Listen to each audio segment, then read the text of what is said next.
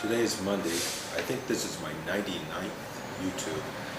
We've crossed an important threshold. I had a little race going in my mind, and I was wondering whether either we would get 4,000 plus accumulated views in total, or I would reach 100 YouTubes. I did not know which one of the two options would occur first. They were in neck and neck. So this is a photo finish with 4,009 views total, up from my last count of 3,000 last time we talked about numbers, and the 99th YouTube. And we're not showing any signs of slowing down. So beware, NLP infidels. The army of progress marches forward. Okay, what have we? I have been working on my Canonical Questions, which explore the idea of the shuttle between process and content, or the shuttle between consciousness and unconsciousness, the shuttle between subject and object. So we're working in those kind of very hard to define, elusive meso-regions. Like there is a mesophysics that was investigated by Lev Landau, I think a mathematician, physicist, Lev Landau in Russia, produced a body of work around mesophysics. And mesophysics comes between classical Newtonian realms and quantum realms. Landau proposed that there was an intermediate region between the quantum and the classical physics that he called mesophysics. And I'm sure there's been a lot of fine work done in mesophysics. I don't know that much about it. Anyway, so we have what I think are the beginnings of a new project, hardly a fully fleshed out project, but the beginnings of a form of inquiry, an NLP that is driven by inquiry. You might say a Socratic NLP. And some will find this to be a bit heretical, perhaps a bit unpalatable, but I don't think I want to be completely anti-content. I think content can be managed in effective ways by the use of the canonical questions, or what I am calling the canonical questions, simply because it sounds nifty, it ties to a historical tradition, and it's fun to say, and it makes you sound like you're onto something when you say it.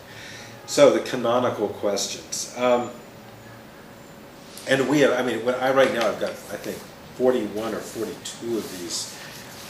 Easily we could go to 100. I'll just run down a few of them very quickly for you. I think where we kind of left off was, how would you know if that weren't so? How would you know if that weren't so as a reality strategy test? And I'll just tick down these very quickly. So we're not going to go into them. I'm just going to let you know kind of what they sound like. What does that explain? Okay, what does that explain? How does this affect the way the world is?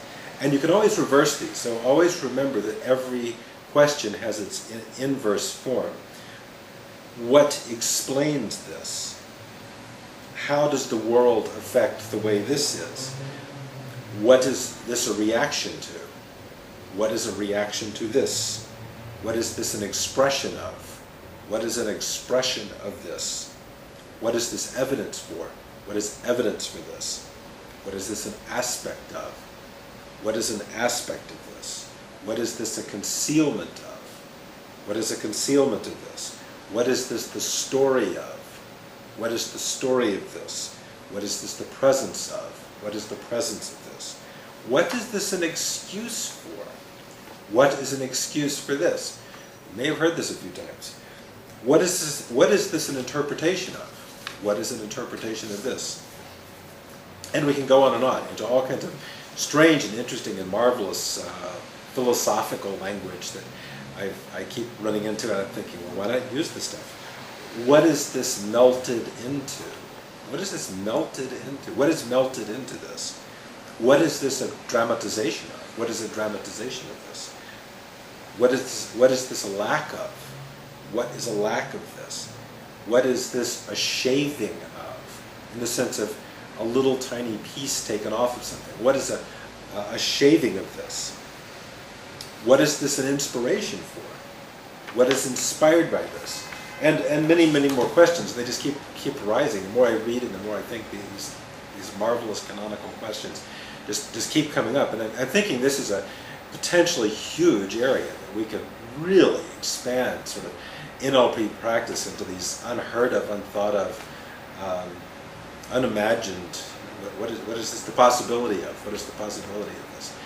So that's probably good enough. I'm going to go have my little cupcake with a candle on it because today is, we've crossed the 4,000 line. My demographics and YouTube Insights show that we're penetrating into many parts of the world. We're reaching places throughout the United States, Europe, United Kingdom, Asia, South America, in small degrees. So we're getting there. We're getting it done. Keep watching. Spread the word, and get with it. Get with the canonical questions.